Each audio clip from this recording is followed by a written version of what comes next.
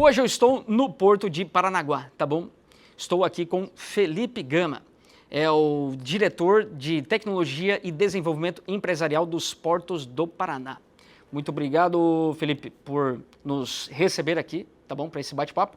E para começar, claro, gostaria que você comentasse um pouco sobre o seu papel aqui nos Portos do Paraná e também um pouquinho da sua história, sua experiência na logística brasileira. Obrigado, Eduardo. Obrigado. É um prazer estar aqui com vocês, fazendo esse bate-papo. Bom, no setor portuário eu já venho militando aí há cerca de 13, 14 anos, né? Vim da Secretaria Nacional de Portos, do Ministério de Portos e Aeroportos, fiquei lá 10 anos, tive a oportunidade de gerir alguns cargos distintos lá, cuidar do planejamento nacional, dos terminais privados portuários, também dos arrendamentos portuários. E a minha história aqui na Portos do Paraná começou enquanto presidente do Conselho de Autoridade Portuária, ainda representando a Secretaria Nacional de Portos, onde exerci esse papel por 2 anos e meio, e aí a convite do presidente Luiz Fernando, na sequência, né, eu assumi há 3 anos atrás a Secretaria-Geral aqui da Portos do Paraná, por onde fiquei por mais 2 anos e aí em junho do ano passado eu assumi essa diretoria de Tecnologia e Desenvolvimento Empresarial e venho mantendo aí a contribuição da melhor forma possível, né, para os avanços, para os números e reconhecimentos aí que a Portos do Paraná junto com os São demais quantos diretores. anos de experiência falando de logística como um todo? De logística como um todo, essas contas a gente fica um pouco preocupado de fazer, que senão a turma faz a conta da nossa idade, né? Mas não é tão longo assim, mas creio que contando aí mais 7 anos de Petrobras, 1 ano de Valec, vai dar uns 20 anos aí, 21 anos atuando aí no setor de logística de transporte. É alguma coisa, a idade ajuda, né? A gente aí alcançando esses números. Não, tá bem maiores conservado, aí. você tá bem conservado. Obrigado. Obrigado aí pela oportunidade, Eduardo. Eu estava filmando agora de manhã, outros navios. E aqui na frente é um terminal de fertilizantes? Desembarque de fertilizantes? Temos açúcar, temos fertilizantes, temos mais ou menos aqui na reta de onde a gente está aqui do Gate 4, temos também terminal de açúcar ensacado, enfim, terminal de celulose, coclabinha, alguns terminais, depende do ângulo aí que a gente considera do espectro da direção que a gente está olhando aqui, mas já tem um espectro amostral de cargas aí bastante grande, porque o nosso cais, como vocês sabem, é um cais bastante enxuto, né, e a gente precisa de ser muito eficiente para fazer frente aí à forte demanda de crescimento de movimentação que a gente vem auferindo aí nos últimos anos. Legal. Esse assunto é super importante. Falando de soja, que é o meu riscado, tá bom? Então, sempre minha análise volta para a soja, para o complexo da soja como um todo. O line-up de Paranaguá para a soja está em 2 milhões de toneladas. A última vez que eu vim aqui em Paranaguá foi antes do Covid, então faz tempo. E eu pude ver aqui vários investimentos, várias mudanças. Queria que você contasse um pouquinho desses investimentos. O ano passado, se não me engano, tivemos o leilão também do Silão, correto? E como é que isso está mudando a capacidade do Porto de Paranaguá, que no final das contas vai acabar ajudando o interior, dando um fluxo maior, que a safra está crescendo. Sem dúvida nenhuma, Eduardo. Os projetos que estão em andamento, né, e já contratados aqui na Portos do Paraná, só para falar de arrendamento, mais as concessões aí e algumas obras, as obras que vimos executando diretamente, vão injetar aí cerca de 6,8 bilhões de reais de investimento nos próximos anos. 6,8 bilhões. Em quantos anos? Varia. A maior parte desse investimento vai acontecer até daqui a 8 anos, né? Principalmente em função dos investimentos do PNT, que tem um peso muito grande nessa matriz. Alguns deles já estão em fase final de execução, como é o caso do Moegão aí, da nossa da revitalização da nossa malha ferroviária interna, da nossa recepção ferroviária, que hoje já está com 85% de avanço físico de execução, mas a maioria dos projetos ainda vão acontecer os investimentos. Recentemente tivemos o exitoso leilão do nosso canal de acesso e infraestrutura aquaviária, né? Vencido por uma né, por um grande conglomerado de dragagem, né, uma das 4 grandes empresas de dragagem do mundo aí, a belga DEME, né, em parceria com a FTS, entraram consorciadas. E isso vai melhorar o calado ou é somente o acesso mesmo? Melhorar em diversos aspectos a infraestrutura aquaviária do porto, principalmente o calado, que a gente hoje está em 13,3, vai avançar a 15,5 aí. 15,5. Isso. Aí, navios com mais de 70 mil toneladas, seria possível? Seria possível. E melhora as condições para os navios, para os maiores navios que hoje já frequentam o porto também, né? Mini Capesize, para falar da cadeia de granel, que eu acho que de repente é mais a tua área, mas o terminal de container a gente já recebeu New Panamax aqui e vai ter possibilidade com esse calado de receber aí os navios que nem frequentam o Brasil, em termos de tamanho. Isso falando de containers ou falando de granéis em geral? Falando de containers. De granel em geral, a gente vai receber os maiores navios que operam no Brasil. Vamos ter capacidade para isso. Então, todos esses projetos eles vão elevar a capacidade da Portos do Paraná de forma disruptiva para patamares muito superiores que o que a gente tem hoje, né? A gente vinha com esses recordes sucessivos de movimentação portuária, né? Esse ano 2025 a gente fechou com 73,5 milhões de toneladas, um avanço de 10% em relação ao ano anterior, e se a gente colocar desde o início da gestão, aí já estamos com quase 40% de avanço de movimentação portuária. 73,5 milhões de toneladas. Milhões de toneladas. Quanto disso tem de cabeça, mais ou menos? Quanto disso a gente divide entre grãos, fertilizante e outros produtos? Sim. Agora eu vou exigir dos seus neurônios. Não, se precisar de algum detalhamento maior ou alguma verificação posterior, a gente verifica e passa para vocês também, mas os granéis sólidos como um todo, eles representam em torno de 60% de toda a nossa movimentação em tonelagem, né? No final do dia a gente tem que trazer para tonelada para poder trazer tudo para a mesma base. 45 milhões de toneladas, mais ou menos por aí. Todos os tipos, isso. E aí a gente colocando os principais produtos, na exportação a soja, a gente faz entre 14 e 15 milhões de toneladas anuais, o farelo, ano passado, a gente fez em torno de 6, 7 milhões de toneladas, e os fertilizantes a gente está fazendo entre 11 e 12 milhões de toneladas anuais. É bastante coisa. Quer dizer, tudo isso tem crescido. Agora, vou te dar uma contribuição. Sabe uma coisa? Produtores no Brasil, você deve estar ouvindo, acompanhando, que estão numa dificuldade em termos de rentabilidade. Como o preço da soja está baixo, já tem 3 anos que vem caindo, e esse ano, claro, pegou todo mundo de surpresa, principalmente o câmbio. $11 aí o cent, né? Tem vindo numa média baixa. E isso tem dificultado o produtor. A forma de aumentar, vamos dizer assim, a receita, a rentabilidade, tem sido aumentar a produtividade. E para isso, produtores estão aumentando a adubação e não reduzindo. Portanto, vemos o volume que o Brasil tem recebido de fertilizantes no total tem crescido. Acho que isso foi visto também. Sim, nesse ponto é importante a gente colocar que a Portos do Paraná é a principal entrada de fertilizantes do país. A gente responde por 25% de todo fertilizante que entra na cadeia produtiva nacional. E essa ganho de produtividade que os produtores vêm alcançando e vêm verificando, auferindo nos últimos anos, para a gente é maravilhoso, né? Para o Brasil como um todo, para a economia e para a nossa movimentação portuária. Para a movimentação aqui. Sim. Bacana. Agora, falando um pouco de concorrência, como que nesses últimos anos a gente vem vendo o Arco Norte aumentando bastante, Barcarena, Itaqui, Santarém, Itacoatiara, aumentando em termos de capacidade, tem levado essa soja do norte, médio norte do Mato Grosso, para cima, entre outras regiões, Mapitobá e assim vai. Como que isso nos últimos anos foi sentido aqui pelos portos do Paraná e o que vem sendo feito para, enfim, tentar aumentar aí o share quando a gente fala de Brasil?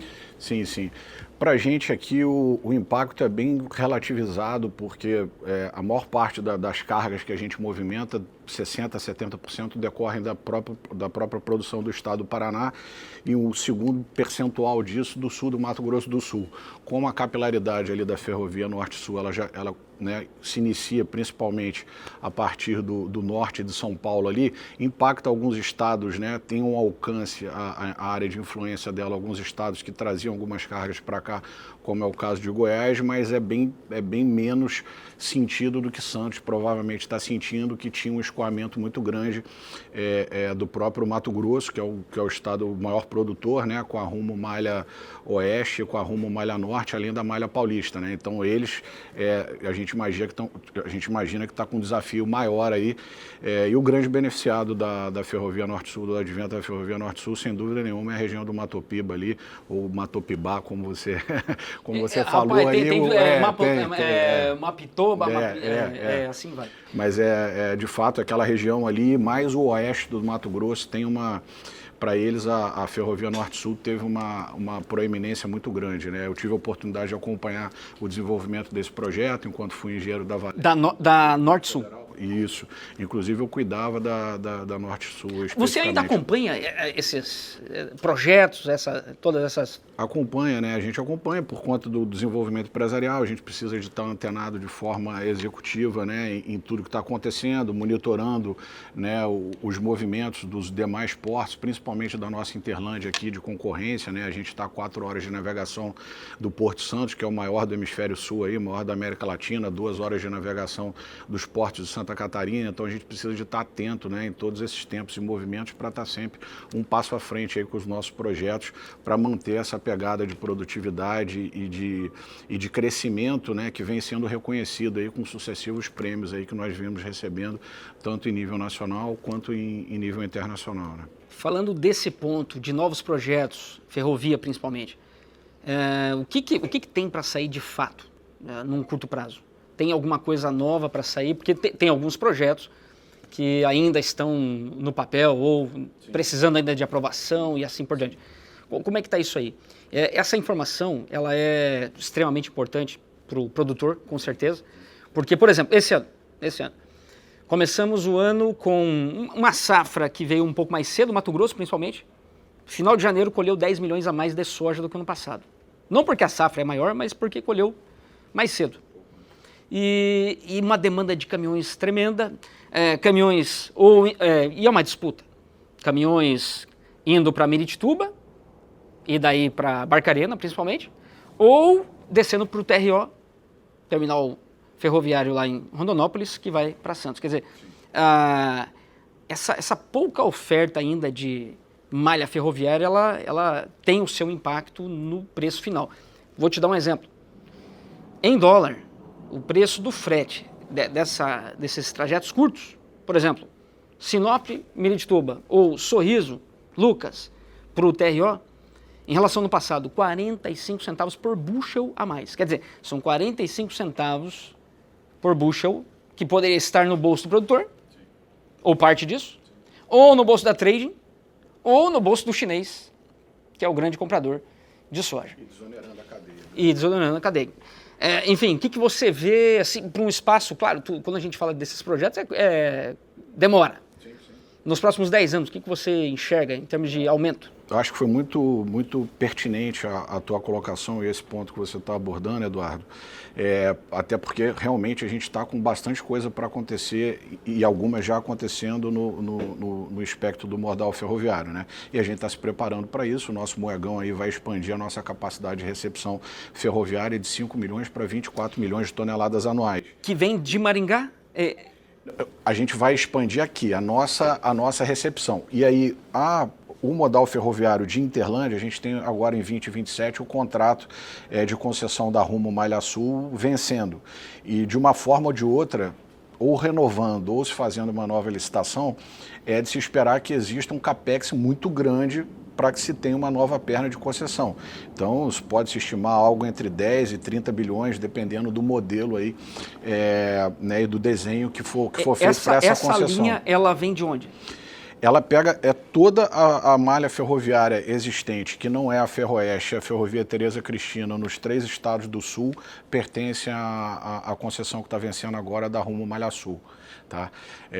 E aí, já falando de Ferroeste, esse é um projeto que a gente tem grande expectativa, né? Um projeto capitaneado pela Secretaria de Infraestrutura e Logística do Governo do Estado do Paraná, que vai agregar demais para toda a produção do Mato Grosso do Sul, do Paraná, para portos do Paraná, e por isso a gente já está se capacitando para poder ter condição de receber toda essa demanda, que é um projeto que envolve conectar hoje ali Cascavel com Foz do Iguaçu e no Mato Grosso do Sul com Maracaju, né? Até Maracaju. Maracaju, Cascavel e direto para cá. Maracaju, Dourados, Cascavel e aí para cá. E também tem um cenário de um traçado também de uma segunda descida até a Portos do Paraná, saindo da Lapa ali. Mas enfim, a gente não sabe como é que vai ficar o desenho, mas essa capilaridade, se ela aumentar e conectar, né, a Ferroeste ao sul do Mato Grosso do Sul, que é de onde vem 90% de toda a nossa carga do Mato Grosso do Sul, e conectar a Foz do Iguaçu, permitiria a gente receber até cargas do Paraguai, que hoje a gente não tem recebido mais, que tem descido predominantemente por hidrovia, pela hidrovia do Paraguai. Mas a gente sabe que a hidrovia do Paraguai, ela tem questões climáticas tem um sazonais. Físico que, assim, no melhor dos meses, 800 mil, 900 mil toneladas. Exatamente. Então isso traz uma insegurança para eles. A gente, né, conseguindo conectar a ferrovia lá, eles têm, né, eles já manifestaram interesse, eles já têm uma área aqui com a gente, né, para a movimentação de granéis, e está fazendo essa exportação para cá. Então é um projeto que agregaria demais para a zona produtora aqui da Interlândia do Paraná, né? O Paraná e o seu entorno. Então, favoravelmente, a gente está com esses dois grandes projetos. E a Ferroeste, os investimentos eram estimados em torno de 30 bilhões. Então, assim, se juntar, né, potencialmente a Rumo Malha Sul com a Ferroeste, são 60 bilhões em investimentos ferroviários só aqui no sul do Brasil, onde a grande parte, a maior parte desses é no Paraná, né? Até porque o da Ferroeste aí... Melhor cenário, isso aí começaria quando? Esses projetos? Bom, a Ferrovia Rumo Malha Sul vence o ano que vem, então a gente sabe que até o ano que vem o governo federal vai precisar de tomar uma decisão, né, se vai fazer uma concessão, se vai fazer uma nova licitação de concessão ou se vai prorrogar aquele lá, e os investimentos começam a acontecer a partir de um cronograma que deve, né, dando tudo certo em 2027, se iniciar em 2028, e aí você espalha ele no horizonte do contrato, que pode ser de 30 anos, de 35 anos, né? O da Ferroeste depende aí, a questão do início do projeto depende de mais fatores, né? Uma informação que aí teria que checar direitinho com a companhia da Ferroeste, com a Secretaria de Infraestrutura e Logística, mas é um projeto que a gente tem muita expectativa, que vai ser muito positivo para Portos do Paraná e para os produtores como um todo, aí, como você bem elencou e colocou no aspecto do escoamento, da diferença de preço, do frete, do ganho de competitividade que a cadeia logística de exportação do agronegócio brasileiro vai ter em relação aos competidores internacionais aí. Com certeza. Bom, o Brasil tem crescido muito, né, na capacidade. Esse ano, por exemplo, conversando com alguns, olha só, Santos, por exemplo. Desculpa aí, vou falar de Santos aqui, mas enfim, é a capacidade do Brasil. O Santos, hoje nós temos alguns terminais que vão diminuir os embarques, a exportação de açúcar, por uma questão de mercado. O açúcar foi lá para baixo e as usinas de cana-de-açúcar vão produzir mais etanol esse ano do que açúcar. Portanto, vão ficar meio ociosos. E aí estão disponibilizando espaços a mais para a soja, por exemplo, ou para o milho lá no segundo semestre. Então, a boca de saída está maior esse ano. Aí nós temos aqui a questão dos investimentos sendo feitos. Enfim, o Brasil está aumentando em capacidade de saída. Automaticamente, saindo mais, também desafoga o interior. Isso é interessante, porque muitos ainda falam que o Brasil tem déficit de armazenagem. Se você for lá nos números, você realmente vai descobrir que falta. Mas, do jeito que estamos hoje, com essa velocidade, essa capacidade e os investimentos que estão por vir, vai fazer menos falta. Com certeza. Quer dizer, o tempo que o grão fica no interior é cada vez menor. E a eficiência de descer para os portos é cada vez maior. Logística ferroviária para atender esses grandes volumes é o cenário ideal, de fato. Exatamente. Falando rapidamente sobre farelo, o Brasil esse ano vai aumentar o esmagamento em 2 milhões, 2 milhões e meio. Grande dúvida era se o Brasil teria condições, que o mercado interno não vai absorver tudo isso. Bom, estamos falando aí, se for 2 milhões e meio de esmagamento, 2 milhões de farelo a mais ou menos. O mercado interno não vai absorver isso aí. Então nós precisamos ter novas formas ou capacidade de sair com mais farelo. Eu sei que Paranaguá tem aumentado e sobre esse ponto, que é bem importante. Paranaguá, que é o mais importante em termos de escoamento de farelo, percentualmente, eu imagino. O que tem sido feito para aumentar a capacidade de farelo aqui no Porto? Isso, nós e Santos, né, temos um protagonismo muito grande no escoamento desse farelo. O Santos tem um peso muito grande também.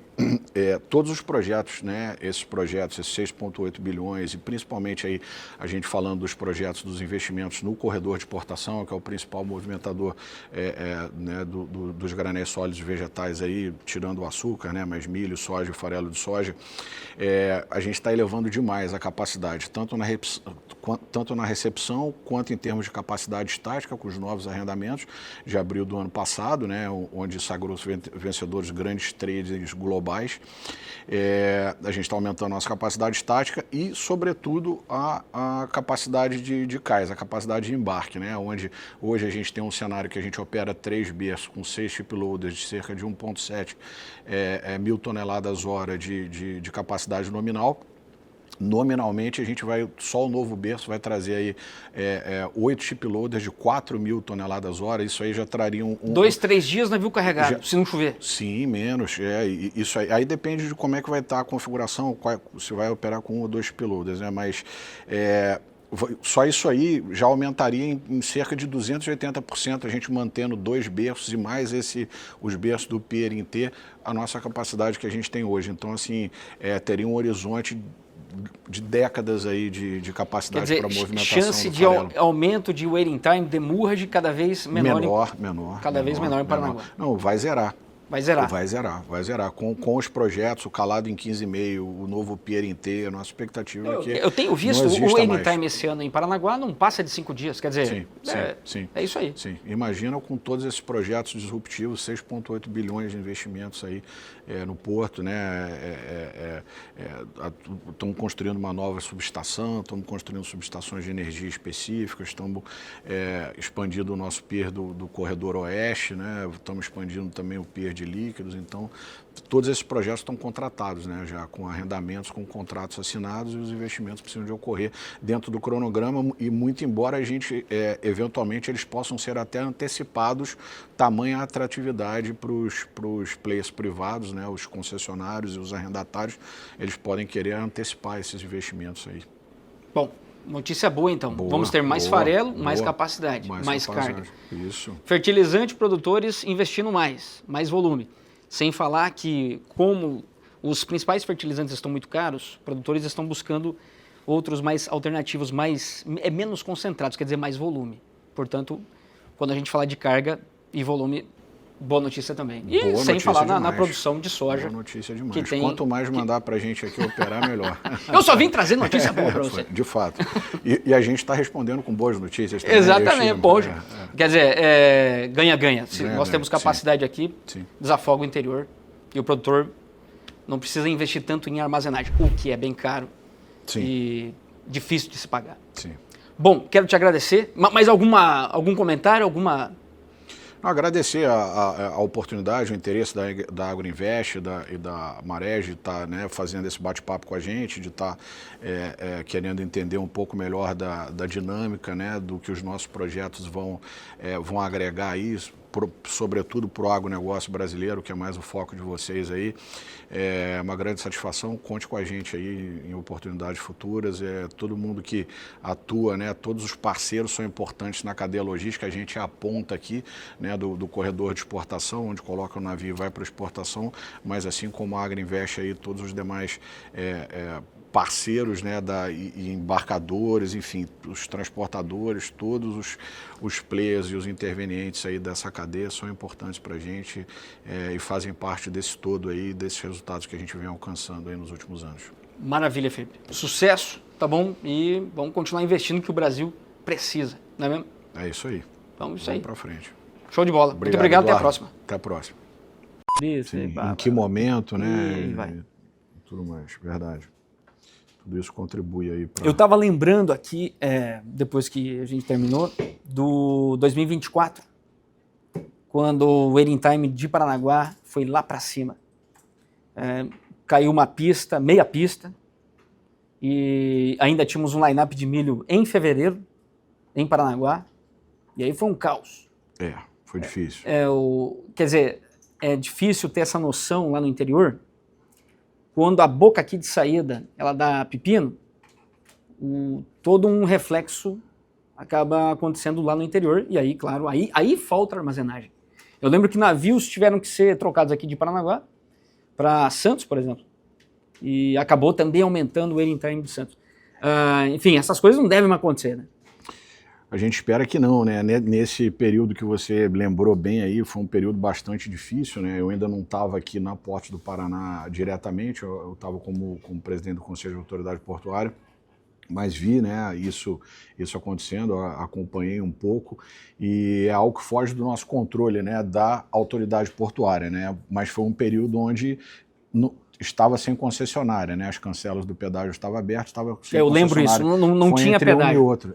Foi entre uma e outra, né? Então, o que todo mundo vê como uma vantagem imediata, você não está pagando o pedágio... poxa, agora não tem custo, a porém... conta sai cara. Era melhor pagar os 20 lá por dia lá e tudo mais, né? Em cada passagem, mas você ter uma segurança que esse tipo de acidente vai ter uma possibilidade bem menor de acontecer em função das ações preventivas que a concessionária precisa adotar, porque é do interesse dela mesmo, sai muito mais barato você prevenir do que remediar, né? Então, e ela fica preparada para ter respostas mais rápidas, porque um tipo de engarrafamento ou de gargalo desse não é interessante para ela, que diminui a movimentação. Com certeza. Na própria e parece que a ideia é aumentar mais uma faixa de descida aqui para Paranaguá? Sim, na descida e na subida. A gente espera que isso aconteça aí o quanto antes. Mas tem um cronograma de investimentos aí que está espalhado ao longo dos 30 anos da concessão, e a questão do aumento das faixas não está no início desse cronograma, mas